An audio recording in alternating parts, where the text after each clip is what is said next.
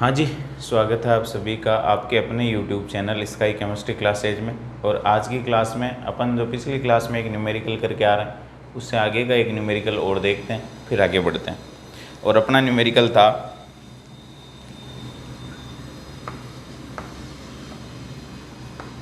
22 ग्राम CO2 प्राप्त करने के लिए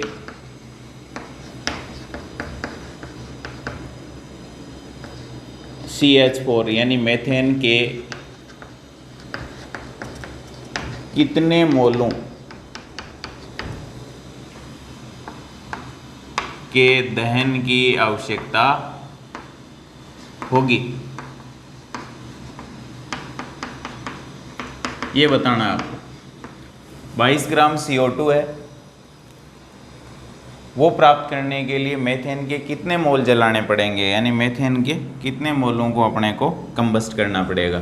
तो अपनी रिएक्शन है मेथेन CH4 होती है, गैस होती है।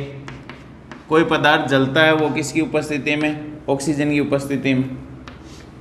तो इन दोनों की रिएक्शन होती है तो बनता है CO2 और H2O, जलवाष्प, कार्बन डाइऑक्साइड और जलवाष्प। संतुलित कर लेते हैं तो हाइड्रोजन को 4 बनाने के लिए 2 से गुणा कर दो, कार्बन 1 है ही, ऑक्सीजन 4 हो गए तो 2 से गुणा कर दो। ये तो संतुलित, आगे संतुलित करना भी सीखेंगे अपन। अब इसको अपन यूँ लिख सकते हैं 1 मोल मेथेन 2 मोल O2 से रिएक्शन करके 1 मोल CO2 और 2 मोल क्या देता है, जल। यदि मोल के अंदर इनको मान लें तो 1 मोल मेथेन 2 मोल ऑक्सीजन 1 मोल CO2 देता है और 2 मोल जल देता है। यदि इसको ग्रामों में मानूं मैं तो ये 12 कार्बन का परमाणु द्रव्यमान और हाइड्रोजन का होता है 1, तो 4 हाइड्रोजनों का हो जाएगा 4, 12 और 4 16 ग्राम हो जाएगा। ये 16 ग्राम मेथेन 2 इंटू ऑक्सीजन 1 का परमाणु द्रव्यमान होता है 16, तो 2 का हो जाएगा 32। ये 2 हटा दो एक बार, 1 ऑक्सीजन का परमाणु द्रव्यमान 16, 2 का 32, 32 को क्या किया है 2 से गुणा किया है, क्या देता है 1 मोल CO2 और 1 मोल CO2 का मतलब 12 ग्राम तो कार्बन और 16 दूनी 32 ग्राम ऑक्सीजन, 32 और 12 44 ग्राम। और ये हो जाएगा ऑक्सीजन का 16 परमाणु द्रव्यमान, 2 हाइड्रोजनों का 18, 2 इंटू 18 ग्राम। अब आपको परमाणु द्रव्यमान जो है हर एक तत्व के बुक के पीछे जो है वो लिखे हुए मिल जाएंगे, क्योंकि ये सब कांस्टेंट होते हैं। अब वो कह रहा है कि 22 ग्राम CO2 के लिए CH4 के कितने मोल चाहिए, तो अपने को 44 ग्राम CO2 मिल रही है, कितने मोल से, 1 मोल से। ये रहा 1 मोल, कितनी CO2 मिलती है 44 ग्राम। तो अपने को यूँ लिख सकता हूँ मैं इसको 44 ग्राम CO2, वैसे सीधा भी कैलकुलेट कर सकते हो कि 44 ग्राम मिलती है 1 मोल से, तो 22 ग्राम तो आधा हो गया ना इसका, तो 22 ग्राम CO2 मिल जाएगी आधे मोल से। लेकिन इसका तरीका यह है 44 ग्राम CO2 प्राप्त होती है बराबर 1 मोल मेथेन के दहन से, यानी 1 मोल मेथेन को दहन जलाएंगे तो अपने को मिलेगी 44 ग्राम। अब अपने को 1 ग्राम CO2 प्राप्त करनी है, 1 ग्राम CO2 प्राप्त होगी तो 44 का भाग दे दो, 1 रह जाएगा, गुणा में क्या है इधर 1, तो 44 का भाग दे दो, बराबर हो जाएगा 1/44 मोल मेथेन के दहन से।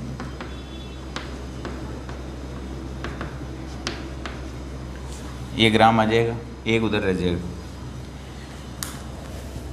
उसके बाद अब वो कह रहा है कि 22 ग्राम CO2 चाहिए,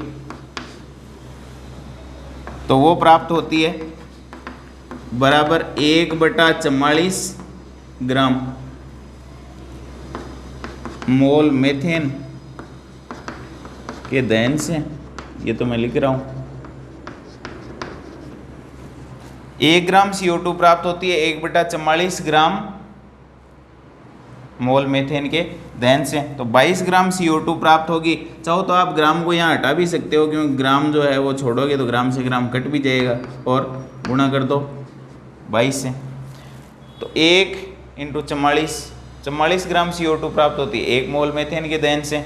1 ग्राम CO2 प्राप्त होगी 1/44 मोल मेथेन के दहन से, और 22 ग्राम CO2 प्राप्त होगी। तो गुणा कर दो 22 से। 1/44 गुणा 22 कितनी बार गया? 2 बार। 1/2 मोल मेथेन के दहन से, 1/2 मोल मेथेन के दहन से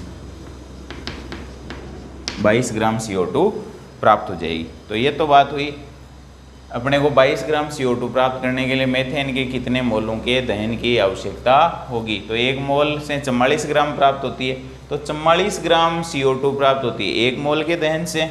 1 ग्राम प्राप्त होगी 1/44 का भाग दे दिया, क्योंकि 1 रखेंगे तो 44 को भाग देना पड़ेगा, और 22 ग्राम प्राप्त करनी है तो गुणा कर दो 22 से। यदि 1 ग्राम के लिए इतनी मेथेन जलेगी तो 22 ग्राम के लिए कितनी जलेगी? 22 से गुणा कर दो, तो आधा मोल मेथेन के दहन से। ये तो तरीका है, सीधा भी अपन कैलकुलेट कर सकते हैं। अब आपके लिए एक सवाल है, क्या?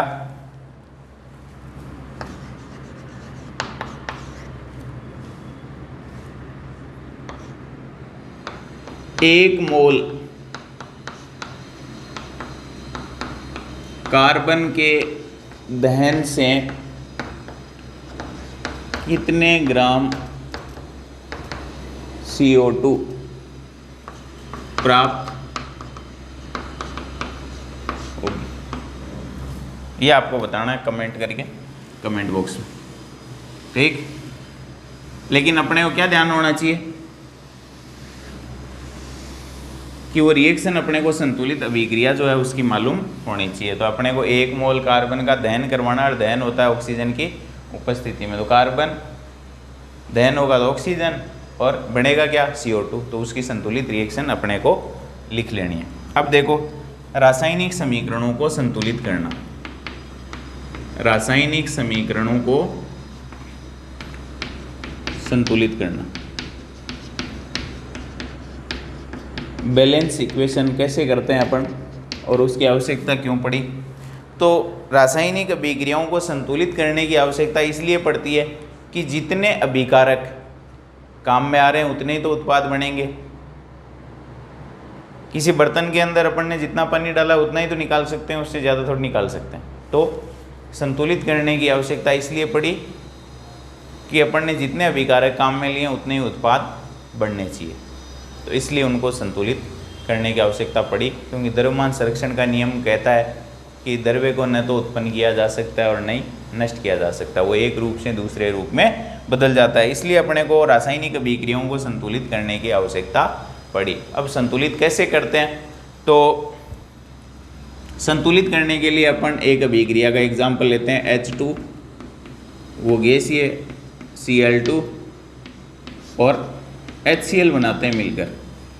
अब इसमें ये देखना है कि जितने अभिकारकों के अंदर जो तत्व अभिकारकों के अंदर जितनी संख्या में है उतना ही उत्पाद में भी होना चाहिए। ये तो है अपने अभिकारक और ये है अपना उत्पाद। अब अपने पास तत्व देखो कौन से हैं, H हाइड्रोजन, संख्या में जितने इधर है उतने ही उधर होने चाहिए। तो हाइड्रोजन देखो संख्या में 2 हैं, 2 इधर हाइड्रोजन संख्या में 1 है। क्लोरीन इधर संख्या में कितने हैं, 2 और उधर क्लोरीन संख्या में 1 है। तो अपने को क्या करना पड़ेगा, अपने को संतुलित करना पड़ेगा कि इधर हाइड्रोजन के 2 परमाणु हैं तो उधर भी हाइड्रोजन के 2 परमाणु होने चाहिए, क्लोरीन के 2 हैं तो इधर भी क्लोरीन के 2 परमाणु होने चाहिए। अब इसके लिए अभिक्रियाओं को संतुलित करने के लिए ये जो आपके अणुओं के सूत्र लिखे हुए हैं इनको एक बॉक्स में बंद कर दो, यानी इनके अंदर कोई परिवर्तन अपने को नहीं करना है, क्योंकि आणविक सूत्र किसी अणु के जो सूत्र होते हैं वो फिक्स होते हैं, उनमें किसी प्रकार का परिवर्तन नहीं करेंगे। इनमें 2 का ऐसे नहीं कि अपन ने 3 लगा दिया, हटा करके या इसके अंदर कोई चेंज कर दिया तो बॉक्स के अंदर बंद कर दो। चेंज कहाँ होंगे? इनके सामने की तरफ, यहाँ चेंज करेंगे अपन इस जगह, केवल और केवल सामने की तरफ परिवर्तन करेंगे। अब हाइड्रोजन के 2, हाइड्रोजन का 1 परिवर्तन यदि यहाँ सामने करना है तो हाइड्रोजन के 2 परमाणु हैं। अब 2 परमाणु इसके बनाने के लिए मैं और कोई परिवर्तन कहीं नहीं कर सकता, तो यहाँ परिवर्तन कर सकता हूँ। कितने से गुणा करना पड़ेगा मेरे को? यहाँ 2 से गुणा करना पड़ेगा। अब देखो हाइड्रोजन के परमाणु कितने हो गए? 2 और क्लोरीन के भी 2। इसको आप यूँ समझ सकते हो, 2HCl को मैं यूँ लिख सकता हूँ, एक HCl और ये दूसरा HCl। अब देख लो, गिन लो, हाइड्रोजन के 2 परमाणु और क्लोरीन के भी 2 परमाणु हो गए। यानी जितने अणु आपको दिखाई दे रहे हैं उतनी बार लिख लो, परमाणु की संख्या आसानी से गिन सकते हो। तो इस तरीके से। और अब रासायनिक अभिक्रियाओं के संतुलित करने की ये मेथड जो है वो कहलाते हैं hit and trial. Hit and trial method. क्यों? क्योंकि अपने को बार बार क्या करना पड़ेगा? अनुमान लगाना पड़ेगा। पहले 2 से गुणा करेंगे, फिर 3 से, 4 से, इस तरीके से बार बार जो है पत्थर फेंकने से, जैसे अपने किसी वस्तु के पत्थर मारना है तो अपने को बार बार पत्थर फेंकने होते हैं, वैसे अपने को यहाँ बार बार क्या करना पड़ेगा? प्रयास करना पड़ेगा। इसलिए इसको हिट और ट्रायल मेथड कहते हैं, हिट एंड ट्रायल मेथड।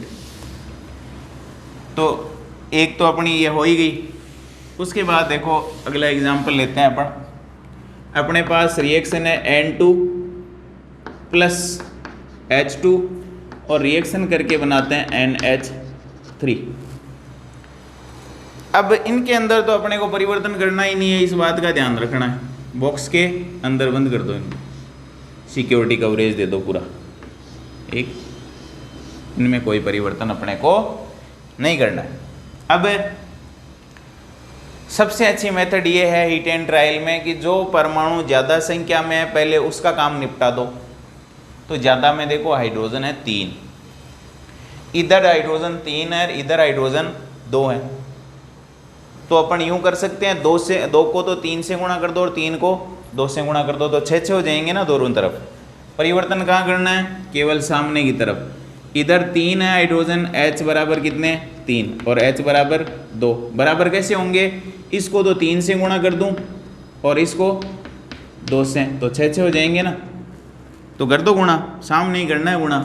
तो इसको तो 2 से गुणा कर दो, ये लो, और इसको 3 से गुणा कर दो। ये 3 दूनी 6 और ये 2 3 6। अब इसको आप यूं लिख सकते हो, एक NH3 कितनी बार है? NH3 2 बार, तो इसको 2 बार लिख लो NH3। 3 इसमें 3 इसमें 6 हो गए ना हाइड्रोजन। इसको कैसे लिख सकते हो? 1 H2 2 H2 और ये 3 H2, 2 4 6, इस तरीके से हो जाएगा। अब नाइट्रोजन देखो, 1 2, ये रहा 2, बराबर है। तो इस तरीके से अपन हीट एंड ट्रायल मेथड से क्या कर सकते हैं? रासायनिक समीकरणों को संतुलित कर सकते हैं।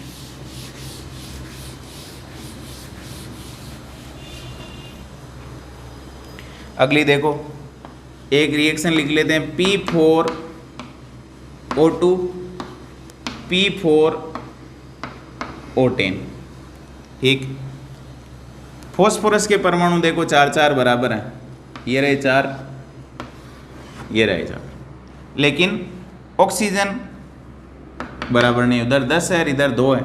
तो इनके अंदर तो कोई परिवर्तन अपने को नहीं करना है, यानी इनको बॉक्स के अंदर तो बंद करके रखना ही रखना है। कर लिया बॉक्स के अंदर बंद। अब देखो ऑक्सीजन को बराबर करना है, इधर 10 है उधर 10 है इधर 2 है, तो ऑक्सीजन 2 और ऑक्सीजन 10।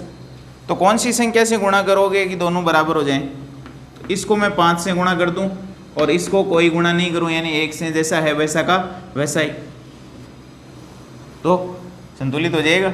तो 5 से गुणा कर दो, यहाँ 5 दूनी 10 और ये पहले से ही 10 है, तो ये हो जाएगी संतुलित। यानी 5O2 जो लिख रखा है आपको इस तरीके से लिख सकते हो, 5 बार 2 3 4 और 5, 2 4 6 8 10, इस तरीके से आप संतुलित कर सकते हो।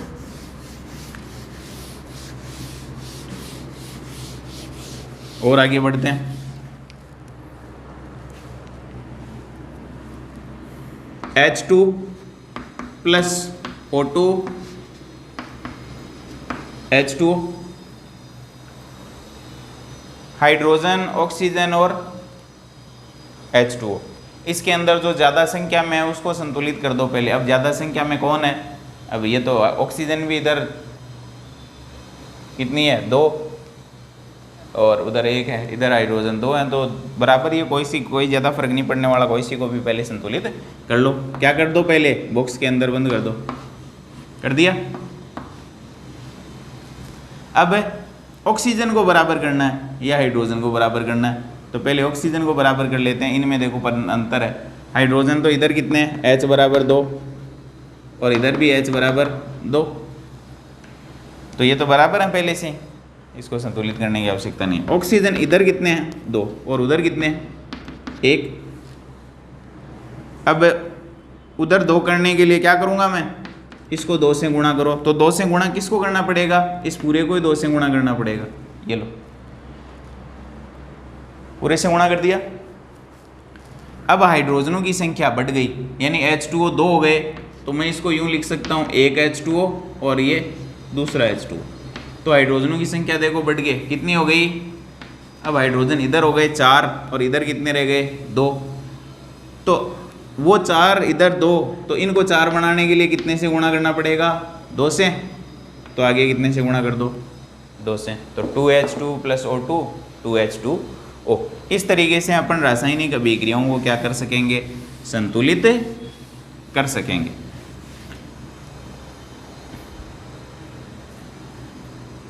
अब आपको बताना है C4H10 प्लस O2 रिएक्शन करके CO2 प्लस H2O देती है। इसको आपको क्या करना है? संतुलित करके आपको कमेंट बॉक्स में स्टोइकियोमेट्रिक गुणांक बताने। स्टोइकियोमेट्रिक गुणांक बताने हैं कि स्टोइकियोमेट्रिक गुणांक जो है कौन से के कितना लगेगा, यहाँ कितना आएगा, यहाँ कितना, यहाँ कितना और यहाँ कितना। लेकिन ध्यान ये रखना है कि इस बॉक्स के अंदर कोई परिवर्तन नहीं करना है। दूसरी चीज़ ध्यान ये रखनी है कि सबसे ज़्यादा संख्या में जो है उसको सबसे पहले बराबर करते हैं, उससे शुरुआत कर लो। कि इधर जैसे कार्बन 4 हैं, उधर कार्बन 1 है, तो C बराबर कितने हैं? 4। C बराबर कितना? 1।